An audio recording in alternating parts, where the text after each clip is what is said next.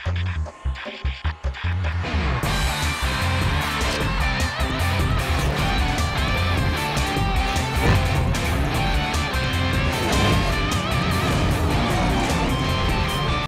হেমকে সরিয়ে উইন্ডিজ সফরে ব্যাটিং কোচের দায়িত্বে মোহাম্মদ সালাউদ্দিন। এইচপি ইউনিট থেকে হেমকে নিয়ে জাতীয় দলের ব্যাটিং কোচ করা হয়। তার অধীনে ব্যাটিং পারফরমেন্স হতাশাজনক। সম্প্রতি টানা ব্যর্থতার পেছনে দায় ব্যাটারদের। কদিন আগে সিনিয়র সহকারী কোচ হিসেবে সালাউদ্দিনকে নিয়োগ দেয় বিসিবি। এবার হেমকে সরিয়ে তাকে ব্যাটিং দেখভালের দায়িত্ব দেয়া হলো। আবারও এইচপিতে ফিরতে পারেন হেম। উইন্ডিজ সফরে যাননি অ্যানালিস্ট মহসিন শেখও। তার পরিবর্তে নেওয়া হয়েছে ভারতের অক্ষয় হিরেমাতকে।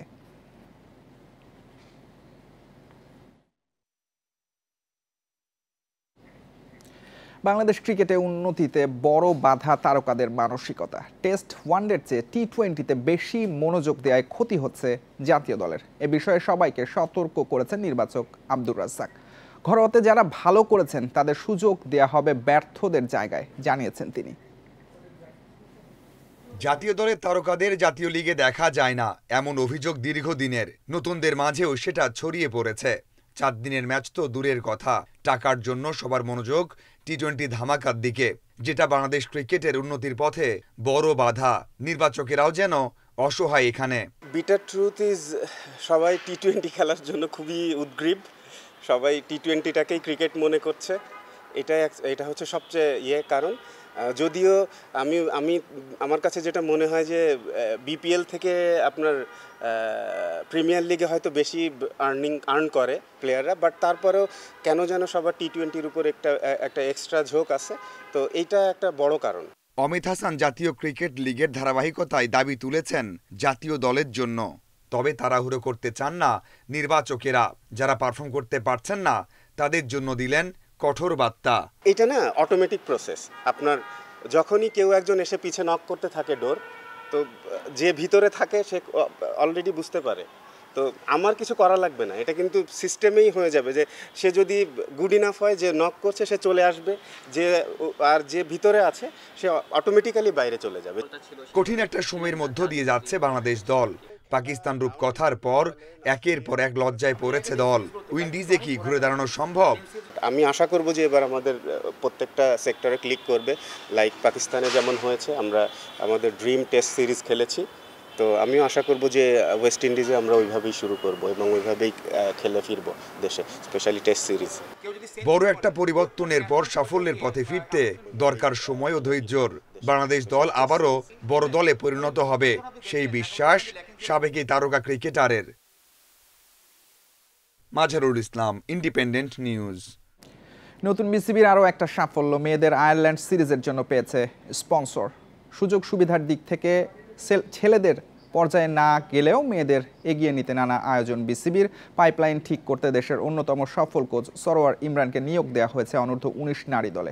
এছাড়া স্কুল ক্রিকেট নিয়েও কাজ করছে বোর্ড। 27 নভেম্বর মিরপুরে শুরু হবে 3 ম্যাচের ওয়ানডে সিরিজ। ওয়ানডে বিশ্বকাপ নিশ্চিত করতে 3 ম্যাচে জিততে হবে নিগারদের। টি-20 সিরিজ হবে সিলেটে।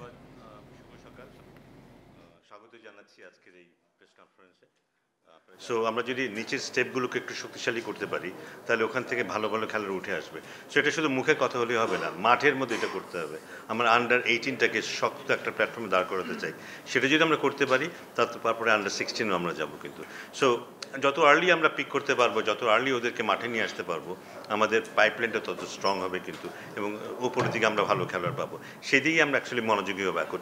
জাতীয় দলে যারা ফেডারেশন কাপে এবার একই গ্রুপে 2 আবাহনীর সঙ্গী মোহামেডান। তুলনামূলক সহজ গ্রুপে বসুন্ধরা কিংস। বুধবার বাফুফে ভবনে টুর্নামেন্টের ড্র অনুষ্ঠিত হয়। 10 দল 2 গ্রুপে ভাগ হয়ে লড়বে। মোহামেডান, ঢাকা ও চট্টগ্রাম আবাহনী পড়েছে বি গ্রুপে। বাকি 2 দল রহমতগঞ্জ ও ফকিরের পুল। এই গ্রুপে বসুন্ধরা কিংসের সঙ্গে আছে Bangladesh police, Fortis FC, Brothers Union ও ঢাকা ওয়ান্ডারার্স ক্লাব। 2 গ্রুপের চ্যাম্পিয়ন ও রানার্স আপ পরবর্তী রাউন্ডে খেলবে। পরিবর্তন আনা হয়েছে ফরম্যাটে। গতানুগতিক সেমিফাইনালের পরিবর্তে ফ্র্যাঞ্চাইজি ক্রিকেট লিগের মতো কোয়ালিফায়ার আর এলিমিনেটর করা হয়েছে। টুর্নামেন্ট শুরু 3 ডিসেম্বর। খেলা হবে বসুন্ধরা, ময়মনসিংহ ও কুমিল্লায়।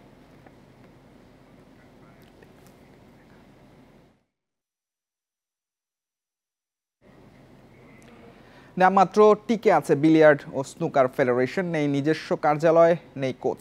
30 বছরেও কোনো পেশাদার খেলোয়াড় তৈরি করতে পারেনি। ব্যক্তিগত আগ্রহ থেকে অনেকেই চর্চা চালিয়ে গেছেন।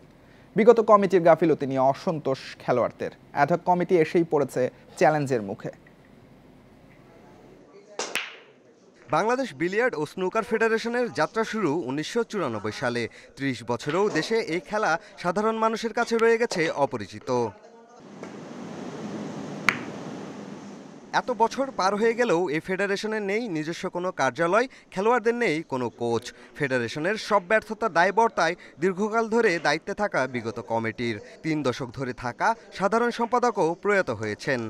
বাংলাদেশে আমি আপনাকে বলতে পারি যে 3-4টা প্রফেশনাল থাকতো এবং বাংলাদেশে একটা হলেও আপনার ওয়ার্ল্ড টাইটেল থাকতো। আমি 2007 সাল থেকে এই খেলাটা খেলি।